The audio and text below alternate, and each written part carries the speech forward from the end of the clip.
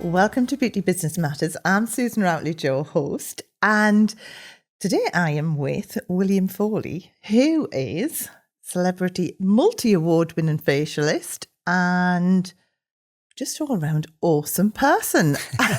This isn't the first time that I've interviewed you, William, is it? We did a little brief earlier one in the Gherkin. Earlier on the show, wasn't it? Yeah. Which I was just saying wasn't long enough. Went too quick. And it's taken us so long to be able to get... I mean, we were just talking about that, wasn't we, really? I think it's taken about a year for us to sort of like get this together. Because you're too super busy. I'm busy as well. And it's like, let's get it in the schedule and stick to that, you know. But things crop up. But thank you so much for having me today. Yeah. I'm excited to be here. The thing is, you know... Obviously, we first met. We were just figuring out where we first met, and that was up in Scotland at the government event. It was with BABTAC, wasn't it? They were sort of having their parliament situation, you know. So in Scotland. And so, as I said, that shows how long ago we've been planning this for. And we see each other at, like, you know, the events and the award shows anyway, don't we? We're always saying, like, you know, let's get it in the diary. But we're finally here. I know. And as I say, I absolutely loved that, you know, I did get to interview you at the Gherkin at the Elite Probes event. But I do feel like I just like skimmed the surface. So I think we only did about 5-10 minutes, didn't we? You know, I know. We had to be. We were getting rushed on. Rushed on and because rushed we can off. talk forever. I know. So I know a little bit about because you know you've made some waves in the industry, really. Yes.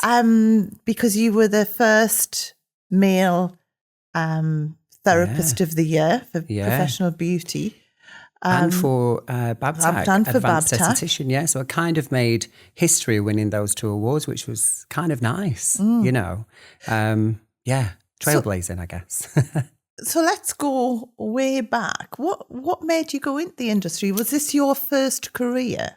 No. So interestingly, when I left school, I went into higher education, and I've always been interested in fitness, nutrition, well-being, all of that. So when I left, my parents really wanted me to go into the army as a PT. So I kind of went in that direction, but not fully in that direction. I was obsessed with fitness. I was always in the sports team at school anyway. You know, I ran for Lancashire. I was a really fast runner. So the schools used to put me in the sprinting teams, and, you know, I was always winning the races back then. So it led me into that world of fitness. So I did that and I studied that. Did you go in the army? No, I didn't do that. Oh. No, thank God. Do you know what, though? I had to do it for like 7 days for work experience, and it was hell on earth. It was hell on earth, Sue. It was like, I had sergeants shouting at me saying, get down and give me 20, because I had like hands in my pockets and I was tutted and butted all the time, so I didn't want to do certain things. And it was a nightmare. Thank God it was only 7 days. That put me off. But I kind of still kept in that industry of fitness and that well-being and sports science. I studied that as well. And then I got into being really interested in skin and beauty. And I think it was my mum's fault, because she was obsessed with lotions and potions, and she was always applying things like that. And I did. But I was always fascinated by beautiful skin as well, the way it glows, the way it looks on people, you know. And I think that's why I went into that as well. I was just obsessed with skin. You know, and then I went to Accrington and Rosedale College and studied there for I think it was about 3 years back then. You know, when we had to train for a long period of time. I was like, then I had to train for 4. I did really? Hair as well. So, I didn't have to do that, thank God. Yeah, but I think, you know, when I did my training, I think that at that point there really wasn't the abundance of salons that's out there in the beauty industry. So I think it was like, right, well, they can work in the hair industry. And to start with, I did. The first business I had was hair and beauty, but I was doing a lot more hair at that point. Yeah. But like now when I look back, it was when curly perms were in, so you could get away with a bad cut then. so the blue rinses. When I look at the precision that's like in the hair industry now, I just think, wow, I could not have done that. Completely different times, right? Exactly. But we can say that for the beauty industry, right? You know, back when I trained, aesthetics wasn't even a thing. No. And we'll probably go into that anyway. But, you know, when we trained, we had to do it for a long period of time. And I remember the tutors being so strict, you know. Oh God, But it puts you in good stead for like, running your own business or delivering a great treatment. When did you, how long ago did you train then? Oh, it must have been about 17 years ago now. Yeah. Wow. And the first thing I wanted to do was holistic therapy. So I had this thing in my head where I thought I want to get into working in a beautiful spa in the countryside. So, and this was my idea of what was happening in my mind. Wasn't the truth, but I wanted to work in a beautiful spa where you're looking out into the countryside while you're delivering massages. Wasn't the case. My God, did my eyes open with that. I remember having my first spa job. And they wrote me in like 12 full bodies in the day or something like that. I've got exactly the same kind of experience. PTSD when I'm thinking about massaging somebody now. I'm thinking, thank God I'm in control of that now because I don't do that. But that was the ideal thing for me, the ideal job. Yeah. Because when I was at college, we all got invited to go and work in a spa. And in the spa that I was at, it was like absolutely baking hot. Yeah. And we were doing back-to-back massage. It was just... Was it full bodies as well? Yeah. I was thinking I'm going to pass out. But one of the funniest things as well was because there was a lot of actors who went from the West End there. Yeah. And, when you're at college and you've got your routine of how you do things. Yeah. So you've got your cotton wool to take your cleanser off then.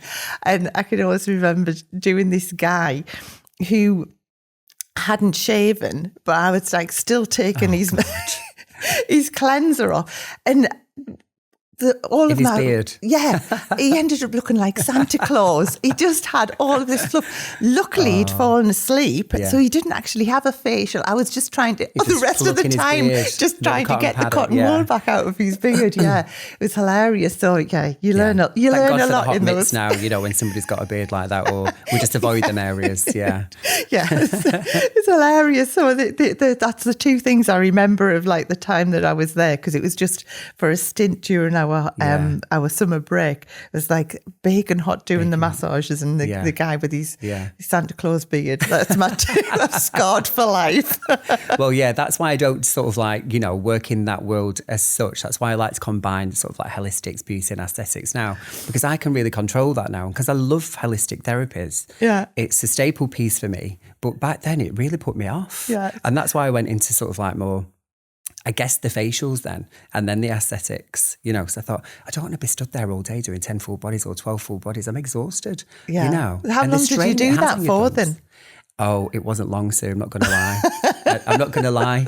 It was probably a few months. Yeah. And I thought, no, I can't do that. Yeah. You want to enjoy this, don't you? We do this for enjoyment as well as for the person receiving that. We have to be in a place of being able to give. I was exhausted. Yeah. But so the client wasn't getting anything from me. Like the thing is that I always, this is just going off on a tangent, when you are doing back-to-back massage and you're customizing oils for your clients, those oils are all absorbing into you. So the thing is, like, you're on a high 1 minute, you're down the next. Then you're low, then you're spaced out, and all these great essential oils, they do absorb into our, into our bodies, don't they? Yeah, so you just got a cocktail going on by the end of the day. So you're exhausted, yeah. So from there, where did you go next then? So straight from college, obviously I had that idea of going into that world. But then one of my big main jobs was working with Spa straight away. Oh, lovely. Before the trauma of the massaging situation, but straight in with Spa. Because I loved all of that world, and I loved the essential oils part and that natural beauty. And I was lucky enough to work in Harvey Nichols straight away as well. That was my first job. Is this in Manchester? The first proper job. Yeah. So that was in Manchester, yes, and with Spa, and I thought I'd made it. I was like straight from college, and then straight into working in Harvey Nichols with a big global brand like Spa. And I was like, wow, I've done it, And it's a pretty big job to get your first job in that, in that world. Right. And the training was immense. It was immaculate, as you can imagine, with Spa. And that was my first main job. But did you find being male, has that been a plus or a minus? I'd say a bit of both. I'd say at first women would sort of like shy away from wanting me to obviously treat them. especially massaging. For face, it would be very different because we're on counter. Yeah. So back in the day when we were doing the sales things and it was on counter, it was very, very different. But in the treatment room, they would be slightly more reserved. Yeah. And obviously people from different ethnic backgrounds, that'd be quite different and challenging. Yeah. But as the years have gone on, it's sort of softened that, where people are not, looking at that. Because I think you paved the way quite a bit as well, because now there is a lot of males going into the industry. It's nice to see. And I think sort of, a good 5 years ago, I felt like the only one sometimes, or even a little bit before that. And I thought men should be coming into this industry. Yeah.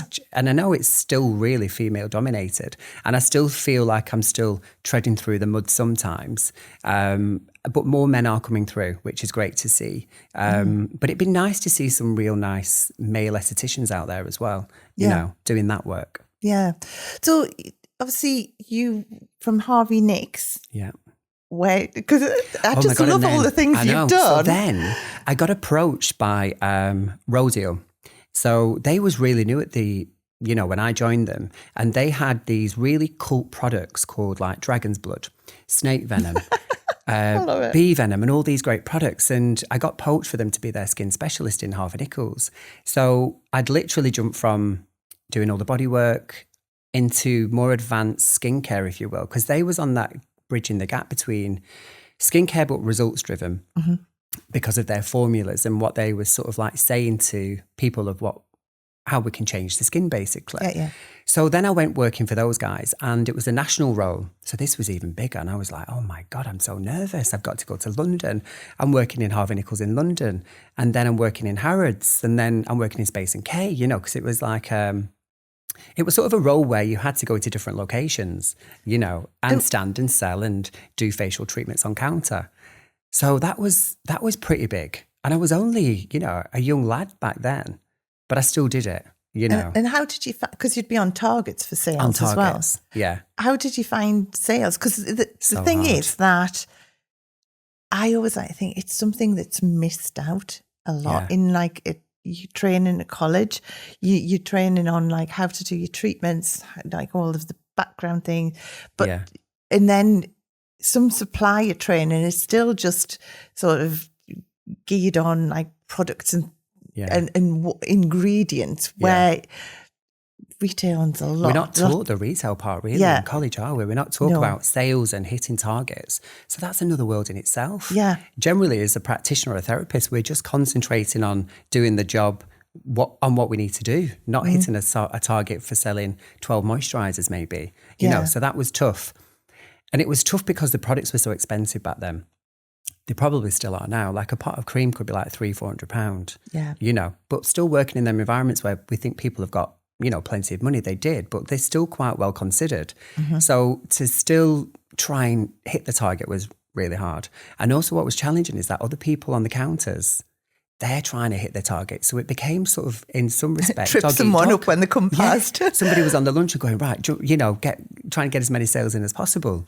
But yeah, it was tough. Yeah. But as well, I think if you can master that, because, I always say, we know as therapists, you've got someone booked in and you sit them down, you have that conversation, you have the consultation, you know what they need, what they want. It's very much a different situation when you're in a departmental store, because you're stopping someone in their tracks, really, aren't you? And I think if you can sell in that kind of environment and sell high end in that environment, then you've cracked it. Really, I really think that obviously working in that world has led me to a great place now with like consultation skills and really being able to talk to people a lot and just being able to flow with them conversations, because you're right, people weren't coming in just to see you back then like they do now in clinic.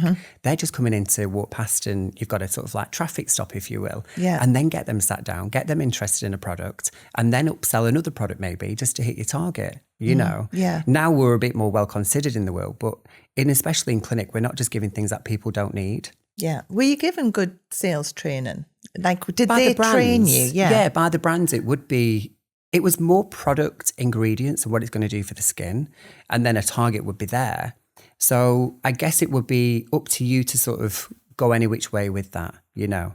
Yeah. For me, I've never wanted to sort of like be that salesperson. I'm still not now in clinic. Yeah. I kind of undersell sometimes because I don't want to be that pushy therapist or esthetician, you know. And I'm definitely not going to give something to a client if they don't need it. Yeah. You know, but back then it was very different. You had to. Yeah. You Well, know. that's it. You've got to earn your space You've there, got haven't you? an eye really? cream for night, an eye cream for the day, a lip balm for the day, lip balm for night. You know, it was like endless, especially with another brand that I used to work with. And I thought, oh my God, unnecessary, all these products sometimes. So was it accidental that you ended up in sales then, would you say? Or did you purposely want to get that under your belt kind of thing? I think it was by accident because for me, it was more about working with a high-end brand like Espa. But in that location in Harvey Nichols, I didn't understand that it was more sales as well. I just wanted to go and deliver treatments, you know, in a beautiful spa. That was the ideal thing for me, you know. But when the job came around in Harvey Nichols, I took it because I thought, oh, it's prestigious, it's a great place to work. And it really was, you know, and it put me in good stead for working with lots of other brands and other places and brands. So it put me in good stead. Yeah. But the targets and the sales was, I just don't have that about me. Did you feel quite pressurised? A lot of the time, Like I say, it was dog eat dog on counter sometimes. Yeah. You know, it could be fighting for sales. Yeah. It was tough. Yeah. Yeah, I'd be no good at that. No, this is the thing. Like now I'm completely in a different world where I run my own business, you know. People want to come and see me for the expertise that we have, but it's all really well considered, you know. Yeah. So we sat talking for an hour before we even make a decision for the next step, you know, on that patient's needs. So back then it was very much not knowing what we're doing, kind of. So you know. How long ago did you go into your own business? So I guess being self-employed for around, I'd say about 4 years. Not necessarily working in my own business, but having residencies in different locations. And that's been quite successful for me. And that's where William Foley started to come around, if you will, like say the brand or the name, or where people would want to come and find me or see me in clinic. That was about 4 or 5 years ago. Yeah. Now, was this before or after you won your fabulous This awards? was all before.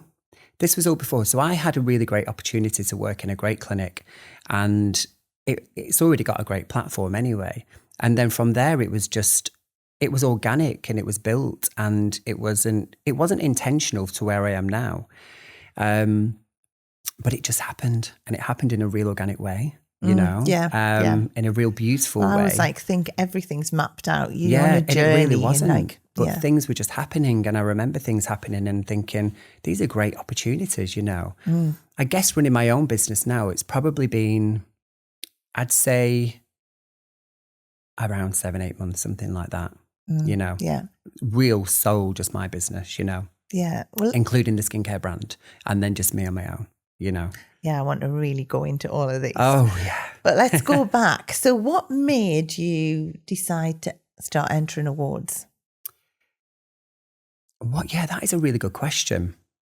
I guess it could give you a sense of achievement and fulfillment as well. And to know that you are doing something pretty good, you know.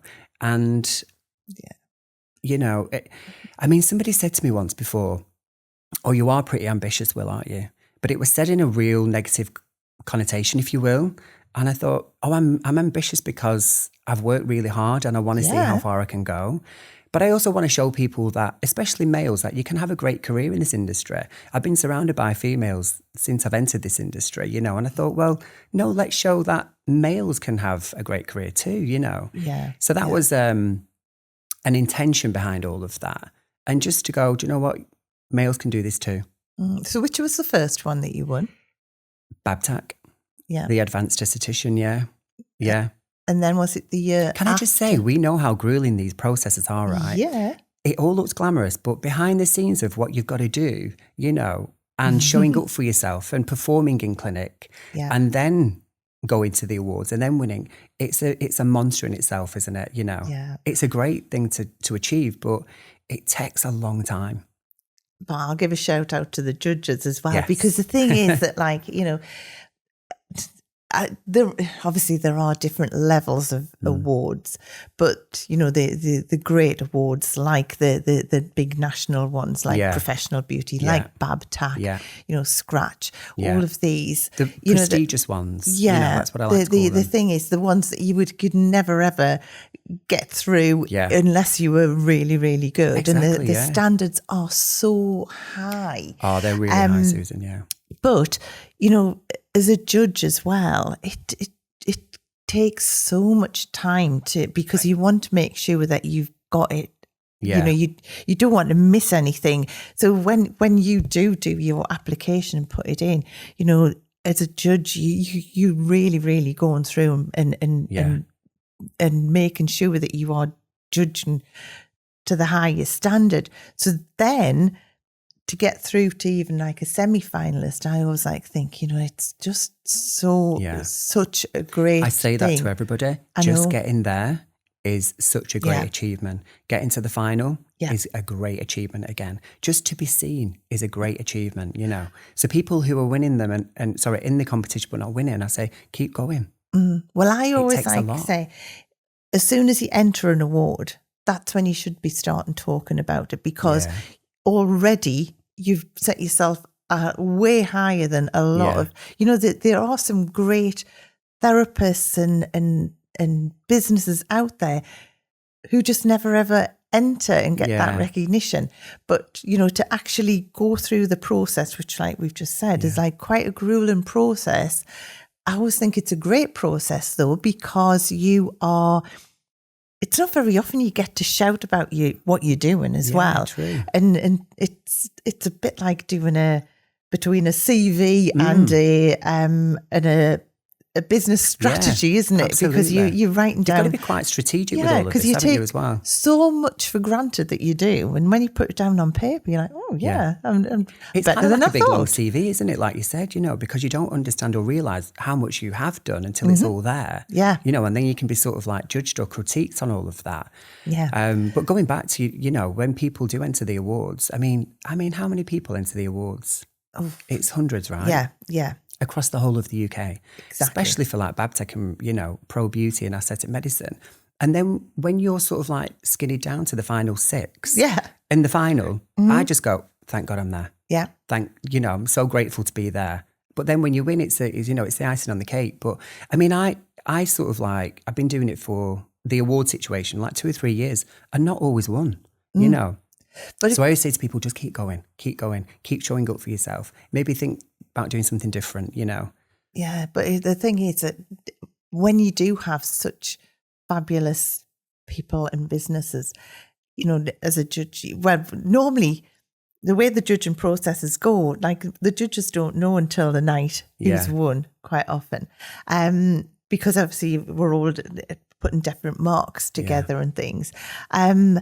But, the thing is that it's like it can be sometimes so close as well. Yeah. And I always say, if you like How you did they say, make the mind up? keep going, because just keep going, it's, and on the night as well, your heart's just pounding, isn't it? Oh, it's like it's the worst feeling ever. It's a great feeling, but you're so anxious. You can't really enjoy the night because you're like, oh, what if it's me? What if it's not? You're more worried about that, and you're talking to everybody. It's a lovely time when you do win, though. But even when I win, I can't remember most of the night because I'm like so all over the place, I know. And I lose like the memory of like what have I said on stage then? What speech should I give? Speechless sometimes, Yeah, So but great process. Yeah. But as well, like, I do think that, like you say, I think it has given recognition to massively. Yeah, massively. to open the industry up. Yeah. But like I say, the first times, when I got nominated or shortlisted, I didn't win. But then I didn't give up either. So anybody who wants to go for the awards, just keep showing up for yourself. Don't be sort of saddened by not winning.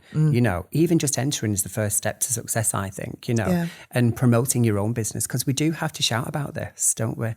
I see you do this all the time and you advise people to talk about it. Yeah, but it's the credibility that it gives you as well. So semi-finalist, entering, even when you've just entered, that's when you because clients as well. Clients just hear awards. They don't, So, yeah, as I say, I think it gives you credibility, and it gives people enter sort of confidence in your hard work, I guess, And this is why I emphasise, like, it looks glamorous on the outside. And I say to people, listen, it's taken years and years and years to get to this place.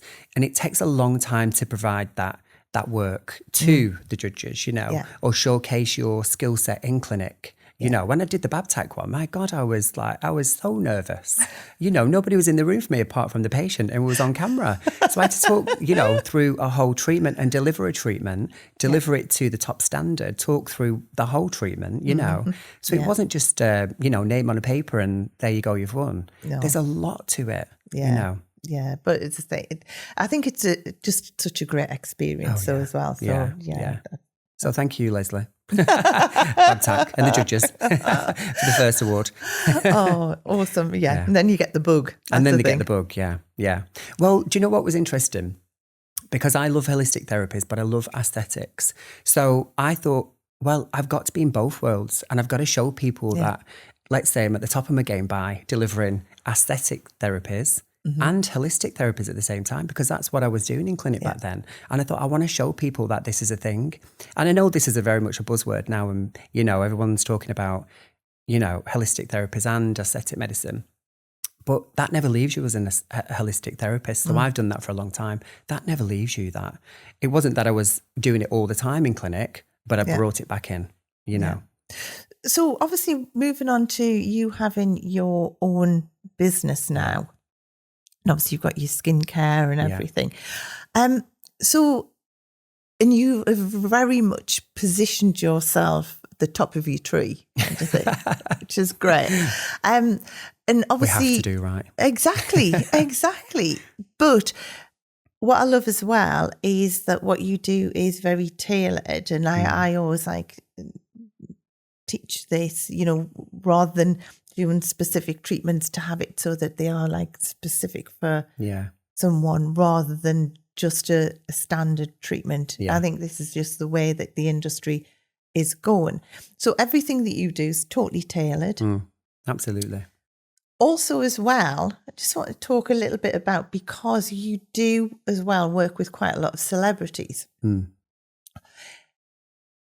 What came first? the profile or the celebrities? Or how has that all come about? So what came first was probably celebrities first. And like I said, back in the day, I had a great platform, I had a great clinic where I was working, and it happened organically.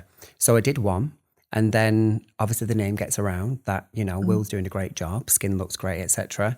Then another one would come along, and then another one, then another one.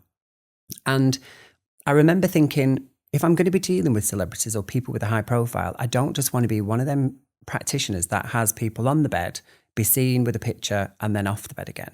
So I made it an intention to build up a really long-standing relationships with these, like I would do with a patient, to get a really nice aesthetic result, but a nice working relationship, but so I could manage their skin at the same time. So it wasn't just, an influencer coming in for a picture and having a treatment, then leaving.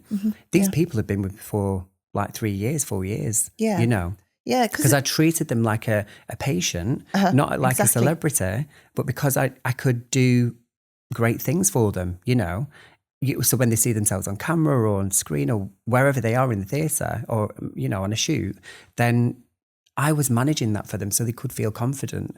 So it wasn't just a flash in the pan. It was something built up over a long period of time. I was very lucky. I had a great opportunity. Yeah, but as well, quite often as well, because of stage makeup, all of this kind of thing, they need someone really, really who knows what they're talking about to look after their skin. They need it managing, right? Yeah. And not just sort of in clinic, but on I like to call it an aesthetic healthcare program, where they're using that skincare, but then coming back into clinic for the treatments, And you're so right, when they're on shoots or filming on screen, they've got that real thick makeup on, haven't they? You know, and their skin's congested and they're inflamed and they're breaking out, etc. So it's important that they have them in clinic treatments, but the right skincare at home as well. So, so the profile came first. And then, I mean, there was a running joke at one stage where people were saying, we think that you're going to end up on Coronation Street because you've done that many of them. And I thought, oh, that might happen. There's not a clinic on the cobbles yet, but who knows? So that was a bit of a running joke. Next to Audrey's. Next to Audrey's, maybe, yeah. Working with Maria. She does the hair and then I'm doing the skin. So yeah, that happened really organically, which was lovely. And I'm, so grateful for that. But like I said, I built up really great relationships with these people as well.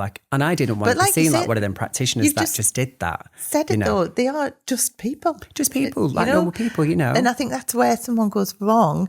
I've seen this happen before when you're talking about influences and different things where someone, they get treated different. Yeah. And once you get treated different, they're not going to stay. And also they don't feel that comfortable as well. It's that nervous energy, and I didn't have that. I'm pretty confident with what I do and I'm confident around people.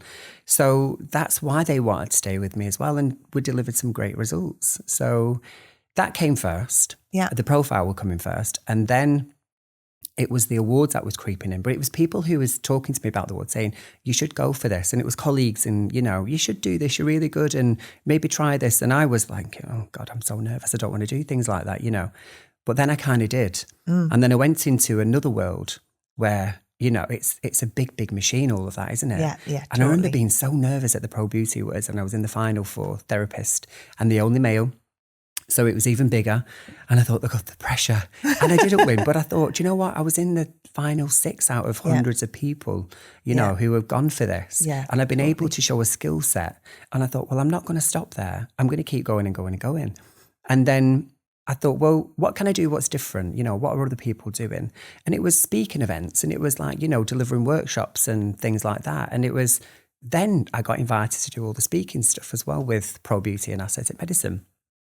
And all the other skincare brands that I work with. So it's all really built up organically into something really beautiful today, where I've been able to stand on my own 2 feet and create a business and a brand and a successful one where people are coming to see me, and it's really great. Yeah. And this is what I love about our industry though, because there's so many different avenues that you can go into. Yeah. And like you say, now your workshops, speaking, and just generally, inspiring so many people. That's it. Skincare, where did that come in then? Like having your own products? I know.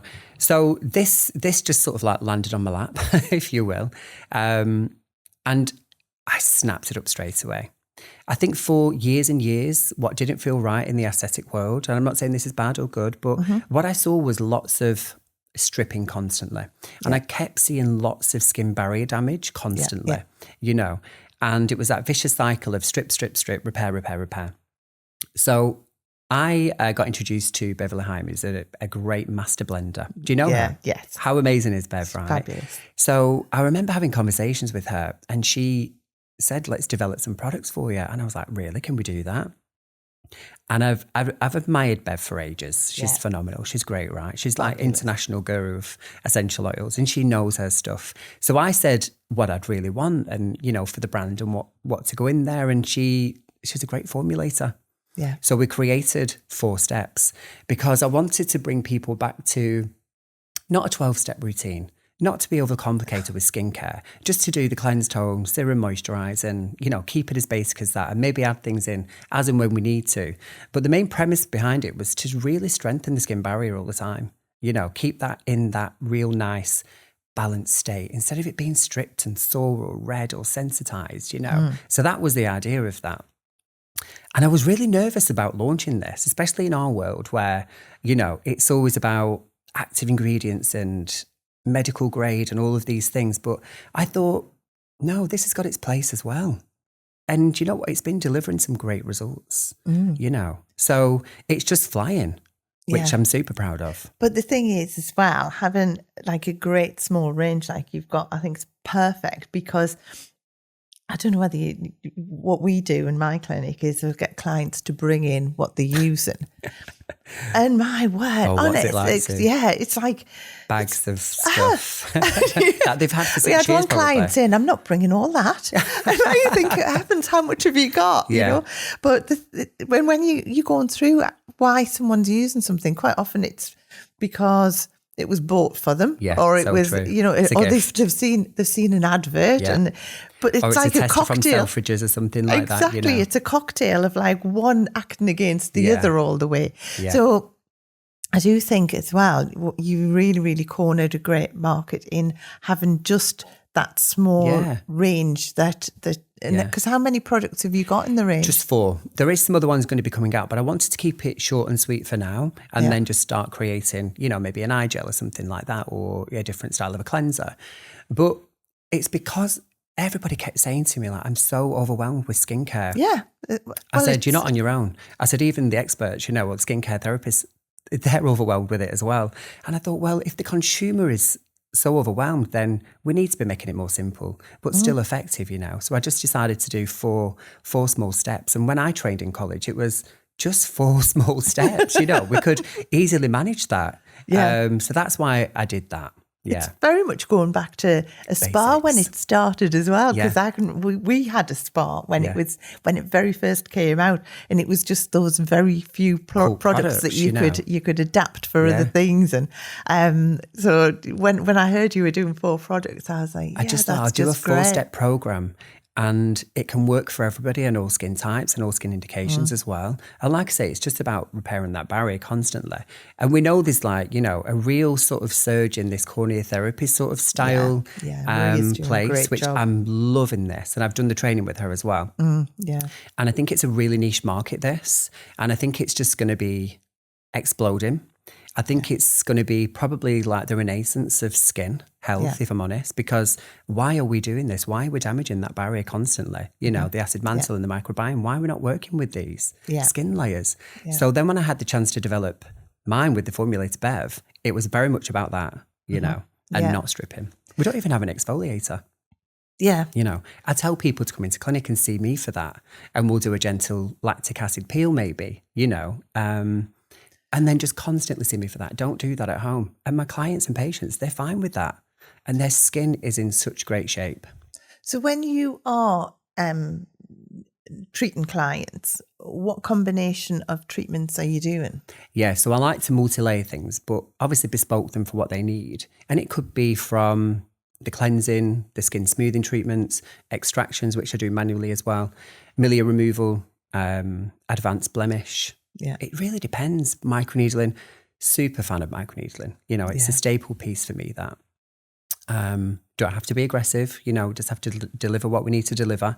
What else do I do? Metamere stimulation. I do cryolipolysis, EMS. What else? And that's generally around about that. And then my holistic therapies as well. I still like to do the good old hot stones therapies, the Marma therapy as well, you know. I'm still doing all of that. So I like to combine everything. And you know. So someone comes to you. Yeah. Do you tell someone what they need, or do you let them choose, or how do you do it? Well, at a consultation, obviously, I mean, I can sit here for people with like 60 minutes, even longer, even talking about somebody's lifestyle or what they're going through. Yeah. And then we both decide what's the first step from that, you know, and then go on. And I always say to people, it'd be great if you could be with me for a long period of time, you know, so then we can get some great results, not just for their skin, but also for them as well. Mm-hmm. You know, some people come to me and they've just, you know, the dad's just passed away or something like that. So first of all, I want to help regulate that nervous system.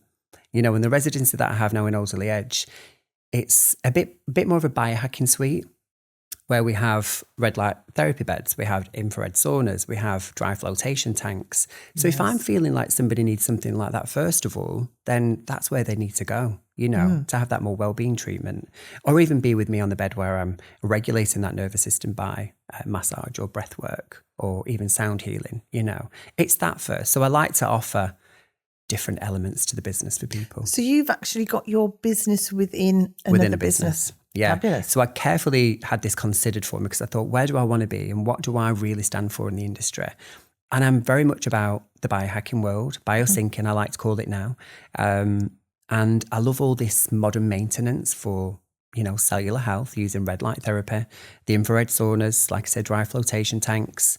I'm not down the cold plunge route yet, because I think that's not for me. I like to be warm, but other people like it, right? And then obviously I can offer all the holistic things as well. So yeah, it's great. And are you the only therapist, esthetician in where you are. I'm exclusive to that place, So that's sort of like what I call the flagship for me, if you will. And I've been there for probably about 4 months now. Before that, I had that residency in Selfridges with Teresa Tarmer, the great facialist. And what was interesting about being in Selfridges was the conversations that people was having about skincare, the overwhelmingness of skincare and all the brands and where do they go, And I thought, this is where I'm doing something right by having just not a basic 4-step, a simple 4-step, but something really effective, Yeah. Well, someone knows exactly where they're at. Because, I mean, even when you look at some of the professional ranges, I mean, they are so big. Oh, they're massive. So even, for therapists, it's really never mind the client. So it's really daunting to like think, right, what combination does someone need? So I think simplifying it down is such a great thing. And that's it. And even sort of like breaking things down into layman's terms, even though patients are really more well considered now, they still don't know what we know, if you will, So it's just trying to break it down, isn't it? Just to let them understand like how their skin is functioning and what it needs. Being in Selfridges, the things that I heard from sales advisors or like people who thought they knew what they was doing, and it was all the wrong advice, layering and layering and layering. And that's where I think it gets quite dangerous because clients are Googling, they're like watching adverts, they're on TikTok, they're on Instagram, they're just overwhelmed by so many things out there. And it's like, what's right? Because some of that information's true, some of it's not. And it's just like... it's so overwhelming. So overwhelming for us, So, it's a tough place for people, actually. But also as well, it's, when people come to see me, it's never just skin related. It has to be about the whole thing, And this is why I talk about lifestyle and nutrition and... I even dive into people's relationships, what's it like with the kids? Is it stressful? What's your work life like, and even spirituality, I'm very big on all of that. Yeah, me People too. being in nature, what's your real core beliefs? How long are you in nature for? Do you understand what that does to the nervous system? So I try to bring that conversation into my practice. So then, I'm giving them food for thought, but it's all free. To try and get them a better result or just for that overall well-being of a client in front of me, So that's how the journey starts. It starts with a consultation with you. Yeah. From that, do you then go straight on to do treatment or is it the consultation? Someone has a consultation, then you formulate the plan or... Yeah.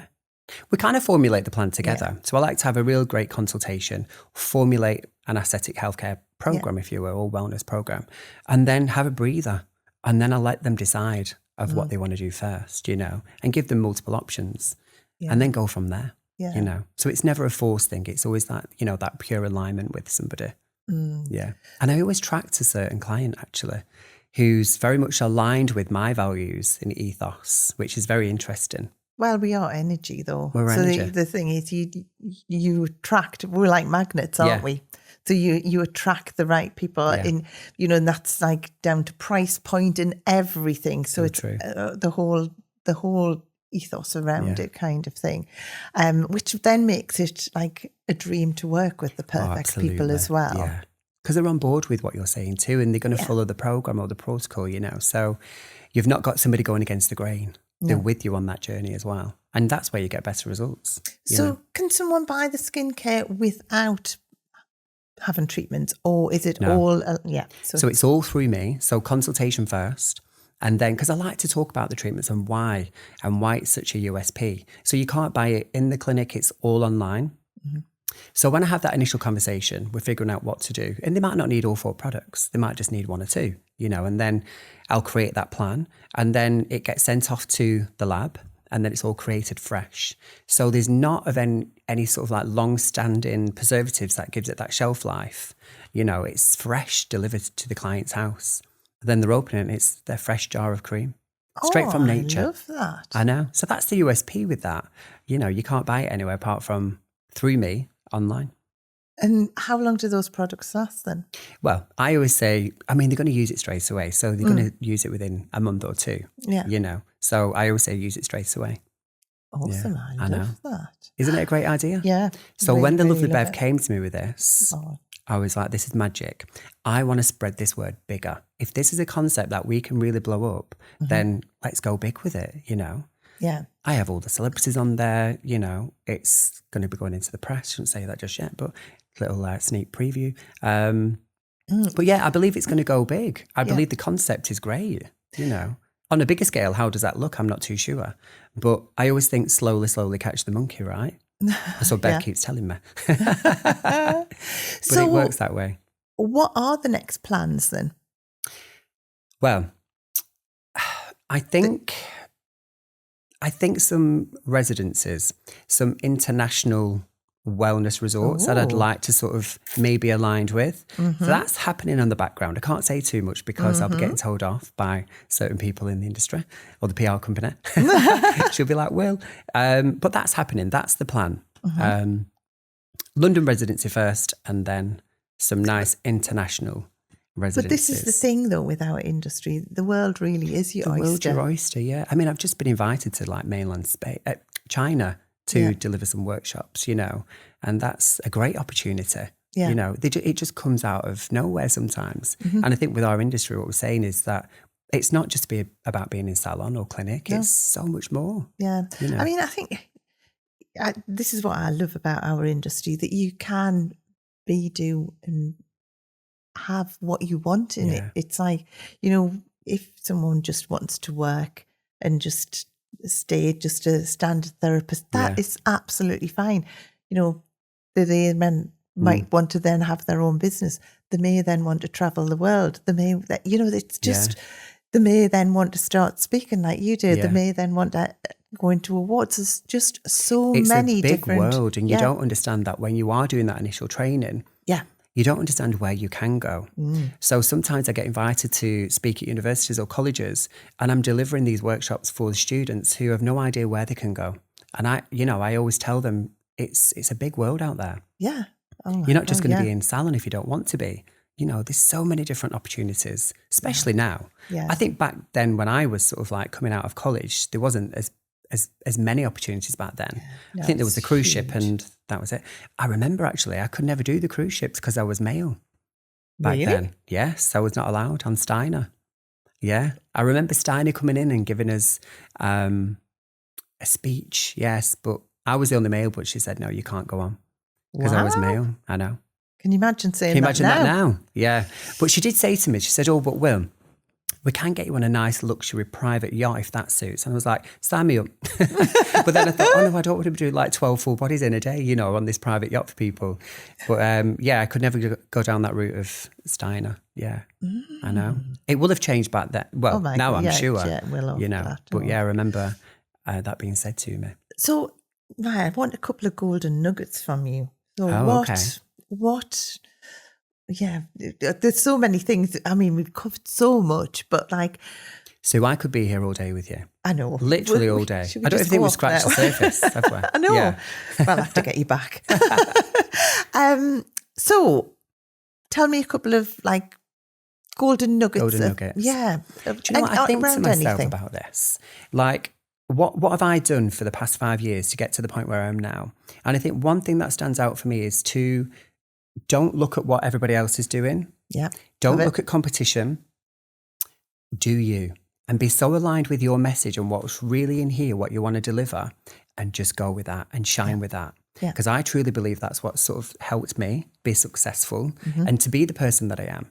And I always think go with what your core beliefs are, what you find passionate yourself, and deliver that.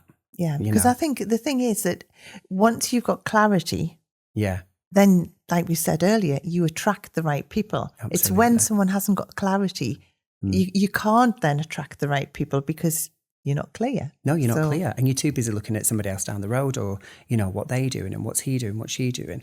I remember thinking, I don't have time to do that.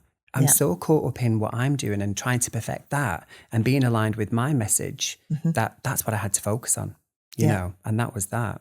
Love it. I think that's the first one. Got another one. Go on. Be resilient. Be resilient. Just keep going, you know. Look at Beyonce, right? She's had nominations for 46 Grammys. She's won 26. She's kept going. Yeah. You know, not comparing her to me, by the way, but, you know, we keep moving, don't we? Yeah. We keep going forward. Keep going. And that's it. Just be resilient. Be resilient. Yeah, totally. The thing is that's the drive, isn't it? Keeps you going as well. Yeah. And the passion, you know, if you I love what I do. I don't feel like I go to work. I don't think I've You're ever the lost same. my passion. No. And I think once you've got that, you're winning, you know, it'll just never leave you. Never leave you that. William, this has been awesome. And as I say, we could talk for hours now. We could. I will have to get you back though to see the I'd things love that things that you can't tell me at the moment that's happening Things in the that are coming background. through. Yeah. Yes. Yeah, maybe in about 6 months' time I could come back and tell you, you know, what's been happening. Or even sort of like more, you know, more of the skincare things that are happening. Yeah. So inspiring. Oh. Super inspiring. Thank you so much. Because thank you for having I me. know how busy you are, and I really, really appreciate you. Thank you so much for having me, Sue. It's been a pleasure. Thank you.